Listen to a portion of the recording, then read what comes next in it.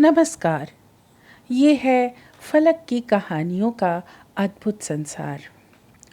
किस्सा कहानी, कहानियाँ जिनमें हम लिखते हैं खुद को।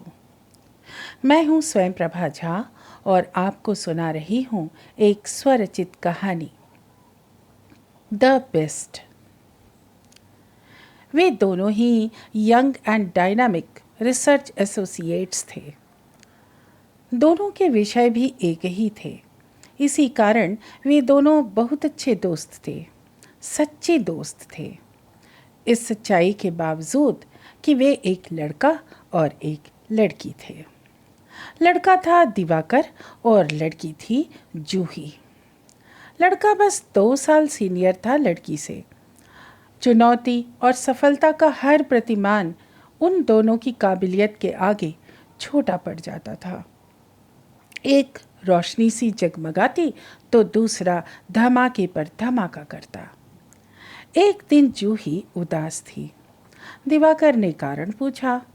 पता चला उसे फिर से एक बार खुद की नुमाइश करनी है, जो कर कर के वह ऊब चुकी है। हर बार रिजेक्शन झेल झेल कर कुंठित होती है। दिवाकर हैरान हो गया, अपनी प्यारी सी जीनियस दोस्त के दुख से परेशान भी। यूं ही बातों बातों में उसने कह डाला, डोंट वरी, जो इस बार भी बात तय ना हुई तो मैं तुमसे शादी कर लूँगा। हंसी हंसी की बात हंसी हंसी में उड़ गई। जूही वापस आई, निराश और चिढ़ी हुई। दिवाकर ने उस दिन उल्टी सीधी बातें बना बनाकर उसे खूब हंसाया और उदासी दूर कर दी। जीवन 2-4 दिनों में पटरी पर लौट आया। मगर अगले हफ्ते जूही को फिर घर से अगली नुमाइश के लिए बुलावा आया। वह और चिढ़ गई।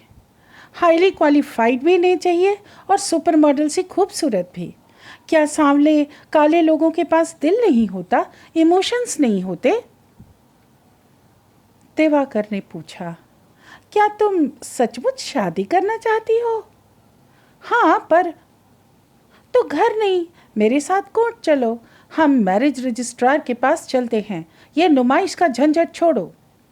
जूही चौंक गई। अरे, मैंने तुम्हारी उस बात को बिल्कुल सीरियसली नहीं लिया था। वो तो बस एक मजाक था। हाँ, मैंने भी उस वक्त मजाक में ही कहा था, पर अब मैं सीरियस हूँ। पर जूही ने कुछ कहना चाहा तो दिवाकर बस उसे लगभग खींच कर कोर्ट ले गया। आवेदन हो गया। जूही संकोच में थी। सुनो, तुम इतने खूबसूरत, हैंडसम और मेरिटोरियस हो और रियल जीनियस, और मैं जस्ट ऑपोजिट। मुझ काली और बदसूरत लड़की से शादी करके तुम अपनी ज़िंदगी क्यों खराब करोगे? I feel you pity on me. बस हो गया, दिवाकर ने कहा। अब मेरी सुनो। जीनियस तो तुम भी कम नहीं हो मैडम, सॉरी मिस।